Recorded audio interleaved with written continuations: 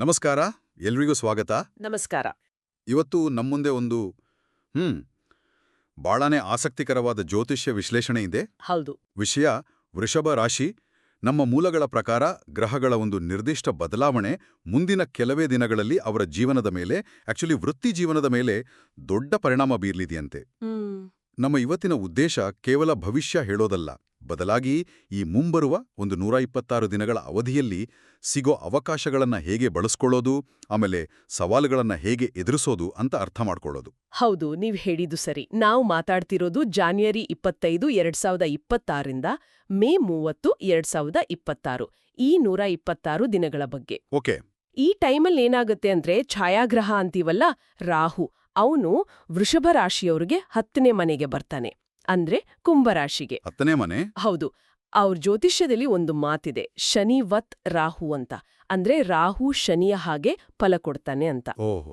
ಇಲ್ಲಿ ಇಂಟ್ರೆಸ್ಟಿಂಗ್ ವಿಷಯ ಏನಂದ್ರೆ, ರಾಹು ಸಂಚರಿಸೋ ಕುಂಭರಾಶಿಯ ಅಧಿಪತಿನೇ ಶನಿ. ಓಹೋ. ಅಷ್ಟೇ ಅಲ್ಲ, ಶನಿ ರಾಹುವಿನ ಮಿತ್ರ ಕೂಡ. ಹಾಗಾಗಿ ಇದೊಂದು ತರ ಅತ್ಯುತ್ತಮ ಫಲಿತಾಂಶಗಳನ್ನು ಕೊಡುವ ಯೋಗ ಅಂತ ನಮ್ಮ ಮೂಲಗಳು ಹೇಳ್ತವೆ. ಓಕೆ. ಅಂದ್ರೆ ಶನಿನೇ ಅಲ್ಲಿ ಬಾಸ್, ರಾಹು ಅವನ್ ಫ್ರೆಂಡ್, ಸೊ ಇಬ್ರು ಸೇರಿ ಒಳ್ಳೇದ್ ಮಾಡ್ತಾರೆ ಅಂತನಾ? ನಿಖರವಾಗಿ. ಸರಿ, ಹಾಗಿದ್ರೆ ಇದನ್ನ ಸ್ವಲ್ಪ ಬಿಡಿಸಿ ನೋಡೋಣ.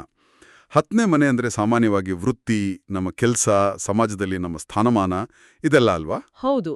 Career, profession, status. ಹಾಗಾಗಿ ಇದರ ನೇರ ಪರಿಣಾಮ ಕೆರಿಯರ್ ಮೇಲೆ ಇರುತ್ತೆ ಅಂತಾಯ್ತು.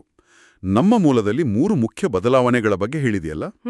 ಹೇಳಿದೆ. 1, ವೃತ್ತಿ ಮತ್ತು ವ್ಯಾಪಾರದಲ್ಲಿ ಹಿಂದೆಂದೂ ಯೋಚಿಸದ ಹೊಸ ಅವಕಾಶಗಳು. 2, ತುಂಬಾ ದಿನಗಳಿಂದ ಅರ್ಧಕ್ಕೆ ನಿಂತು ಹೋಗಿದ್ದ ಪ್ರಾಜೆಕ್ಟ್ಗಳು ಮತ್ತೆ ಶುರುವಾಗೋದು. ಹೌದು. 3ನೇದು, ಜವಾಬ್ದಾರಿಗಳು ಹೆಚ್ಚಾಗೋದು. ಎಲ್ಲಿ ನೋವಿದೆಯೋ ಅಲ್ಲಿ ಲಾಭವಿದೆ ಅನ್ನೋ ಹಾಗೆ, ಹೆಚ್ಚು ಜವಾಬ್ದಾರಿ, ಹೆಚ್ಚು ಹೆಸರು.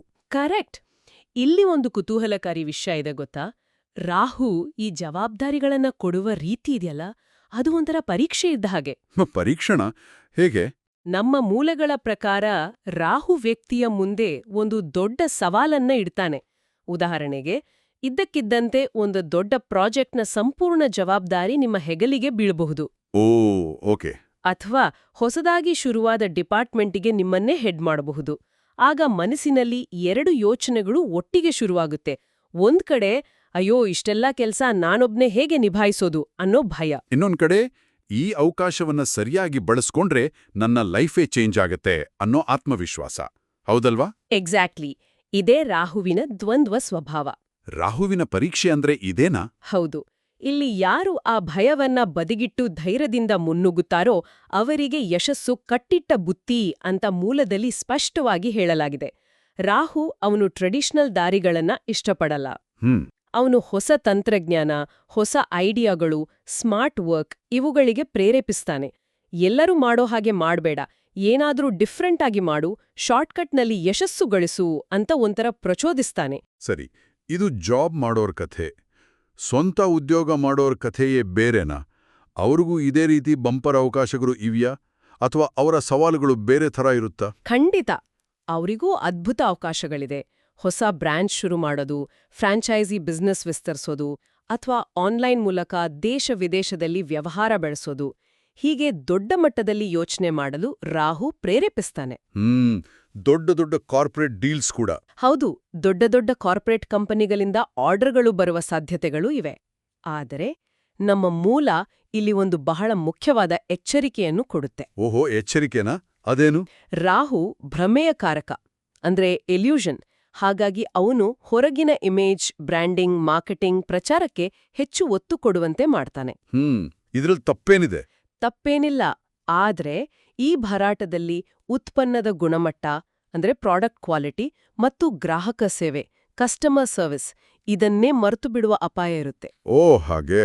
ಅಂದ್ರೆ ಅಡಿಪಾಯವೇ ಇಲ್ಲದೆ ದೊಡ್ಡ ಬಿಲ್ಡಿಂಗ್ ಕಟ್ಟಿದ ಹಾಗೆ. ನೋಡೋಕೆ ಚೆನ್ನಾಗಿರುತ್ತೆ, ಆದ್ರೆ ಬಹಳ ಕಾಲ ನಿಲ್ಲಲ್ಲ. ನಿಖರವಾಗಿ. ಬರೀ ಶೋಕಿ ಮಾಡಿ ಅಸಲಿ ವಿಷಯವನ್ನೇ ಮರೆತ್ರೆ ರಾಹು ಕೊಟ್ಟಿದ್ದನ್ನು ವಾಪಸ್ ತಗೊಳ್ತಾನೆ ಅಂತ. ಇದು ಕಚೇರಿಗಳಲ್ಲಿ ಕೆಲಸ ಮಾಡುವವರೆಗೂ ಅನ್ವಯಿಸುತ್ತಾ? ಅಂದ್ರೆ ಉದಾಹರಣೆಗೆ ಆಫೀಸ್ ಪಾಲಿಟಿಕ್ಸ್ ಬಗ್ಗೆ ಏನಾದರೂ ಉಲ್ಲೇಖ ಇದೆಯಾ ಮೂಲದಲ್ಲಿ? ಖಂಡಿತ ಇದೆ. ನಮ್ಮ ಮೂಲದಲ್ಲಿ ಹೇಳಿರುವ ಈ ಕಚೇರಿ ರಾಜಕೀಯದ ಮಾತಿದೆಯಲ್ಲ, ಇದು ಬಹಳಷ್ಟು ಜನರಿಗೆ ಸಂಬಂಧಿಸಿದ್ದು. ಹೌದು. ರಾಹುವಿನ ಸಮಯದಲ್ಲಿ ಇದು ಯಾಕೆ ಹೆಚ್ಚಾಗ್ಬೋದು ಅಂದ್ರೆ, ನಾನಾಗ್ಲೇ ಹೇಳಿದ ಹಾಗೆ ರಾಹು ಶಾರ್ಟ್ಕಟ್ಗಳನ್ನು ಪ್ರೀತಿಸ್ತಾನೆ. ಹಾಗಾಗಿ ಕೆಲವರು ಕಷ್ಟಪಟ್ಟು ಮೇಲೆ ಬರೋದಕ್ಕಿಂತ ಇನ್ನೊಬ್ಬರ ಬಗ್ಗೆ ಇಲ್ಸಲ್ಲದನ್ನು ಹೇಳಿ ಗಾಸಿಪ್ ಮಾಡಿ ಮೇಲೆ ಬರೋಕೆ ಪ್ರಯತ್ನಿಸ್ಬೋದು. ಕರೆಕ್ಟ್, ಮೂಲದಲ್ಲಿ ಸ್ಪಷ್ಟವಾಗಿ ಹೇಳಿರೋದೇನೆಂದ್ರೆ ಈ ಸಮಯದಲ್ಲಿ ಇಂಥ ನಕಾರಾತ್ಮಕ ವಿಷಯಗಳಿಂದ ಎಷ್ಟು ದೂರ ಇರ್ತಾರೋ ಅಷ್ಟು ಒಳ್ಳೇದು. ಯಾಕೆಂದ್ರೆ ನಿಮ್ಮ ಶಕ್ತಿಯನ್ನು ನೆಗೆಟಿವಿಟಿ ಮೇಲೆ ಹಾಕಿದ್ರೆ ರಾಹು ಅದನ್ನೇ ದೊಡ್ಡದು ಮಾಡಿ ನಿಮ್ಗೆ ತಿರುಗುಬಾಣವಾಗುವಂತೆ ಮಾಡ್ತಾನೆ. ಹಾಗಾದ್ರೆ ಇದೆಲ್ಲದರ ಅರ್ಥ ಏನು? ಕೆರಿಯರ್ ಗ್ರಾಫ್ ಮೇಲೆ ಹೋಗ್ತಿದ್ದ ಹಾಗೆ ಕುಟುಂಬ ಮತ್ತು ಆರೋಗ್ಯದ ಮೇಲೆ ಅದರ ಪರಿಣಾಮ ಏನಾಗಿರುತ್ತೆ? ಸಾಮಾನ್ಯವಾಗಿ ಕೆಲಸದ ಒತ್ತಡ ಹೆಚ್ಚಾದಾಗ ಮನೆಯಲ್ಲಿ ಸಮಸ್ಯೆಗಳು ಶುರುವಾಗುತ್ತವಲ್ಲ? ಖಂಡಿತ. ಜ್ಯೋತಿಷ್ಯದಲ್ಲಿ ಅದಕ್ಕೊಂದು ಸುಂದರವಾದ ಕಾರಣವಿದ. ರಾಹು 10ನೇ ಮನೆಯಲ್ಲಿ ಅಂದ್ರೆ ವೃತ್ತಿಸ್ಥಾನದಲ್ಲಿ ಇದ್ದಾಗ ಕೇತು ಯಾವಾಗ್ಲೂ ಅದಕ್ಕೆ ನೇರವಾಗಿ ಎದುರಿಗಿರುವ 4ನೇ ಮನೆಯಲ್ಲಿ ಇರ್ತಾನೆ. ಯಾಕಂದ್ರೆ ರಾಹು ಮತ್ತು ಕೇತು ಯಾವಾಗ್ಲೂ ಒಂದಕ್ಕೊಂದು 180 ಡಿಗ್ರಿಯಲ್ಲಿ ಇರ್ತವೆ. ಓ ಹಾಗ. 4ನೇ ಮನೆ ಅಂದ್ರೆ ಕುಟುಂಬ, ಮನೆ, ತಾಯಿ ಮತ್ತು ಮನಃಶಾಂತಿ. ಹೌದು. ಅಲ್ಲಿ ಕೇತು ಇದ್ರೆ ಮನೆ ವಾತಾವರಣದಲ್ಲಿ ಒಂಥರ ಅಸಮಾಧಾನ, ಮಾನಸಿಕ ಒತ್ತಡ ಇರುತ್ತೆ ಅಂತನಾ? ನಿಖರವಾಗಿ. ಯಾವಾಗ್ಲೂ ಏನೋ ಒಂದು ಟೆನ್ಷನ್ ಅನ್ನೋ ಭಾವನೆ ಕಾಡುತ್ತೆ. ಅಂದ್ರೆ ವೃತ್ತಿಯಲ್ಲಿ ಸಿಗುವ ಯಶಸ್ಸು ಮನೆಯಲ್ಲಿ ಶಾಂತಿಯನ್ನು ಕಸಿದುಕೊಳ್ಳುವ ಸಾಧ್ಯತೆ ಇದೆ. ಇದಲ್ಲದೆ ಮೂಲದಲ್ಲಿ ಅಹಂಕಾರದ ಬಗ್ಗೆನೂ ಹೇಳಿದೆಯಲ್ಲ? ಹೌದು. 10ನೇ ಮನೆ ಸಮಾಜದಲ್ಲಿನ ಪ್ರತಿಷ್ಠೆಯನ್ನ ತೋರಿಸುತ್ತೆ. ರಾಹುವಲ್ಲಿರುವಾಗ ವ್ಯಕ್ತಿಗೆ ಹೆಸರು, ಕೀರ್ತಿ, ಅಧಿಕಾರ ಎಲ್ಲವನ್ನೂ ಕೊಡ್ತಾನೆ. ಆದ್ರೆ ಅದರ ಜೊತೆಗೆ ನಾನೇ ಶ್ರೇಷ್ಠ ಅನ್ನೋ ಅಹಂಕಾರವನ್ನು ಕೊಡಬಹುದು. ಇದ್ರಿಂದ ಮನೆಯಲ್ಲಿ ಸಣ್ಣ ಸಣ್ಣ ವಿಷಯಗಳಿಗೆ ಕೋಪ ಮಾಡ್ಕೊಳ್ಳೋದು, ಸಂಗಾತಿಯ ಅಥವಾ ಮಕ್ಕಳ ಅಭಿಪ್ರಾಯಗಳಿಗೆ ಬೆಲೆ ಕೊಡದೇ ಇರೋದು ಶುರುವಾಗಬಹುದು. ಕೆಲಸದ ಒತ್ತಡದಲ್ಲಿ ಅವರಿಗೆ ಸಮಯ ಕೊಡೋಕ್ಕಾಗದೇ ಇರೋದು ಒಂದು ಕಾರಣ ಆದ್ರೆ ಈ ಅಹಂಕಾರ ಇನ್ನೊಂದು ಕಾರಣ. ಹೌದು.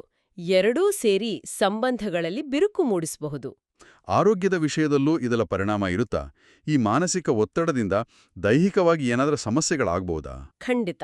ಮಾನಸಿಕ ಒತ್ತಡದಿಂದ ಮೊದಲು ಕೆಡುದೆ ನಿದ್ದೆ ಮತ್ತು ಜೀರ್ಣಕ್ರಿಯೆ. ರಾತ್ರಿ ಸರಿಯಾಗಿ ನಿದ್ದೆ ಬರ್ದೇ ಇರೋದು ಅಥವಾ ತಡರಾತ್ರಿವರೆಗೂ ಆಫೀಸ್ ಕೆಲ್ಸದ ಬಗ್ಗೆ ಯೋಚನೆ ಮಾಡ್ತಾ ಇರೋದು. ಹೌದು. ಇದರಿಂದ ಗ್ಯಾಸ್, ಆಸಿಡಿಟಿ ಅಂತಹ ಜೀರ್ಣಕಾರಿ ಸಮಸ್ಯೆಗಳು ಶುರುವಾಗಬಹುದು. ಜೊತೆಗೆ ಒಂದೇ ಕಡೆ ಹೆಚ್ಚು ಹೊತ್ತು ಕೂತು ಕೆಲಸ ಮಾಡೋದ್ರಿಂದ ಬೆನ್ನು, ಕುತ್ತಿಗೆ, ಮೊಣಕಾಲಿನ ನೋವು ಕಾಣಿಸ್ಕೊಳ್ಬಹುದು ಅಂತ ನಮ್ಮ ಮೂಲಗಳು ಸೂಚಿಸುತ್ತವೆ. ಏನು ಕೆಲಸ ಬಿಡೋಕಂತೂ ಆಗಲ್ಲ. ಹಾಗಿದ್ರೆ ವೃತ್ತಿ ಮತ್ತು ಕುಟುಂಬ ಎರಡನ್ನೂ ಬ್ಯಾಲೆನ್ಸ್ ಮಾಡೋಕೆ ಮೂಲದಲ್ಲಿ ಏನಾದ್ರೂ ಸಲಹೆ ಇದೆಯಾ? ಇದೆ. ತುಂಬಾ ಸರಳವಾದ ಮತ್ತು ಆಕ್ಚುಲಿ ಪ್ರಾಕ್ಟಿಕಲ್ ಆದ ಸಲಹೆ. ಕೆಲಸದ ಒತ್ತಡದ ಬಗ್ಗೆ ಸಂಗಾತಿಯೊಂದಿಗೆ ಪ್ರಾಮಾಣಿಕವಾಗಿ ಮಾತಾಡೋದು. ಅಂದ್ರೆ ಕಮ್ಯುನಿಕೇಷನ್. ಹೌದು. ನನಗೆ ಆಫೀಸ್ನಲ್ಲಿ ಈ ರೀತಿ ಒತ್ತಡವಿದೆ, ಬಿಸ್ನೆಸ್ನಲ್ಲಿ ಈ ಸವಾಲುಗಳಿವೆ, ಅದಕ್ಕಾಗಿ ಸಮಯ ಕೊಡಲು ಆಗ್ತಿಲ್ಲ, ದಯವಿಟ್ಟು ಅರ್ಥ ಮಾಡ್ಕೋ ಅಂತ ಸ್ಪಷ್ಟವಾಗಿ ಹೇಳಿಕೊಂಡ್ರೆ ಅವರು ಖಂಡಿತವಾಗಿಯೂ ಸಹಕರಿಸುತ್ತಾರೆ ಅಂತ ಮೂಲದಲ್ಲೇ ಹೇಳಲಾಗಿದೆ. ಸಂವಹನದ ಕೊರತೆಯೇ ಅರ್ಧದಷ್ಟು ಸಮಸ್ಯೆಗಳಿಗೆ ಕಾರಣ.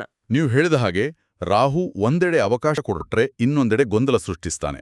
ಹಾಗಾದ್ರೆ ಈ ಗೊಂದಲದಲ್ಲಿ ನಾವು ತಪ್ಪು ನಿರ್ಧಾರ ತೆಗೆದುಕೊಳ್ಳುವ ಸಾಧ್ಯತೆಗಳ ಬಗ್ಗೆ ಮೂಲದಲ್ಲಿ ಏನಾದರೂ ನಿರ್ದಿಷ್ಟ ಎಚ್ಚರಿಕೆ ಇದೆಯಾ? ಖಂಡಿತ ಇದೆ. ರಾಹು ನಮ್ಮ ನಿರ್ಧಾರ ತೆಗೆದುಕೊಳ್ಳುವ ಸಾಮರ್ಥ್ಯವನ್ನೇ ಪರೀಕ್ಷೆಗೆ ಒಡ್ಡುತ್ತಾನೆ. ನಮ್ಮ ಮೂಲದಲ್ಲಿ ಕೆಲವು ಅಪಾಯಕಾರಿ ಸನ್ನಿವೇಶಗಳನ್ನ ಪಟ್ಟಿ ಮಾಡಿದ್ದಾರೆ. ಉದಾಹರಣೆಗೆ ಯಾರೋ ಬಂದು ನಿಮ್ಮ ಈಗಿನ ಸಂಬಳ ಡಬಲ್ ಕೊಡ್ತೀವಿ ಅಂದ ತಕ್ಷಣ ಆ ಕಂಪನಿ ಬಗ್ಗೆ, ಆ ಹುದ್ದೆಯ ಭವಿಷ್ಯದ ಬಗ್ಗೆ ಏನೂ ಯೋಚನೆ ಮಾಡದೆ ಈಗಿನ ಒಳ್ಳೆ ಕೆಲ್ಸಕ್ಕೆ ರಾಜೀನಾಮೆ ಕೊಡೋದು. ಅಂದ್ರೆ ಕೇವಲ ಹಣ ಅಥವಾ ಹುದ್ದೆಯ ಹೆಸರಿಗೆ ಮುರುಳಾಗೋದು. ಇದಲ್ದೆ ಟಾರ್ಗೆಟ್ ಮುಟ್ಟೋಕೆ ಅಥವಾ ಬೋನಸ್ ಪಡ್ಕೊಳ್ಳಕ್ಕೆ ಅನೈತಿಕ ದಾರಿಗಳನ್ನು ಹಿಡಿಯೋದು. ಉದಾಹರಣೆಗೆ ಸುಳ್ಳು ಹೇಳಿ ಪ್ರಾಡಕ್ಟ್ ಮಾರೋದು.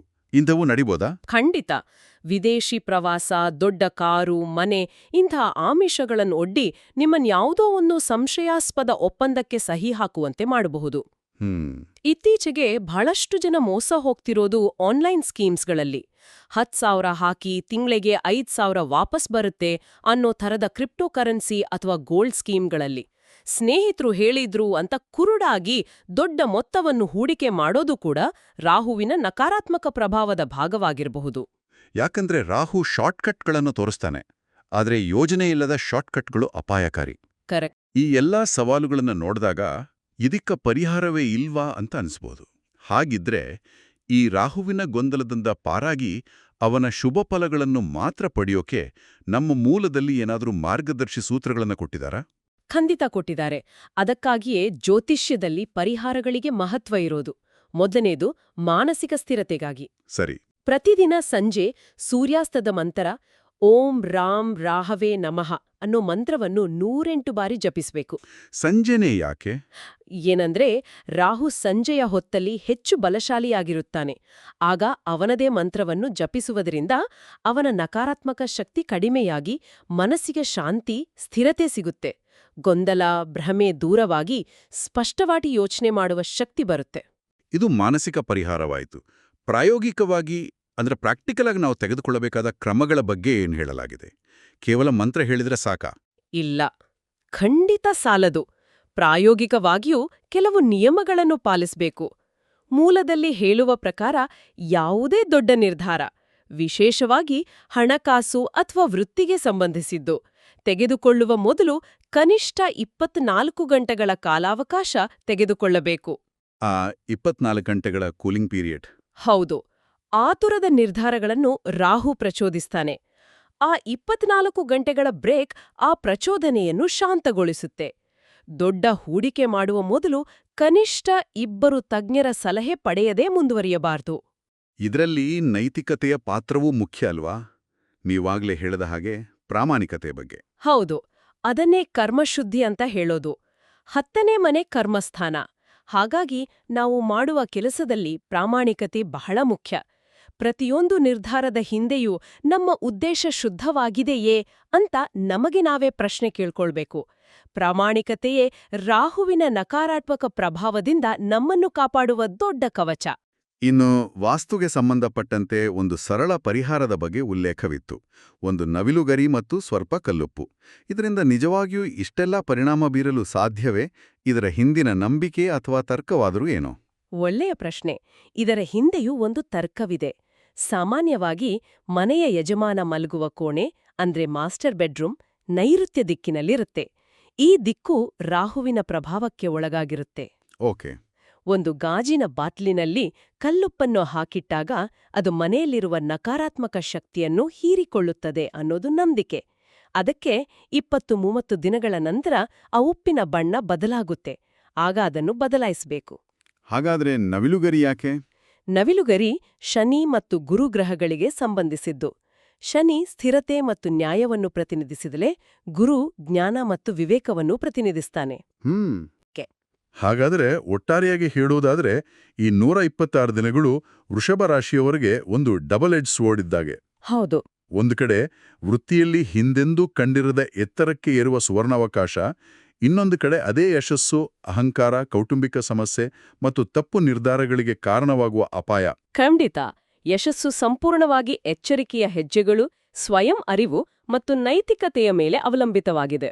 ಈ ಚರ್ಚೆಯನ್ನು ಮುಗಿಸೋ ಮೊದಲು ಕೇಳುಗರನ್ನು ಒಂದು ಚಿಂತನೆಗೆ ಹಚ್ಚುವ ಪ್ರಶ್ನೆಯೊಂದಿಗೆ ಮುಗಿಸೋಣ. ಸರಿ.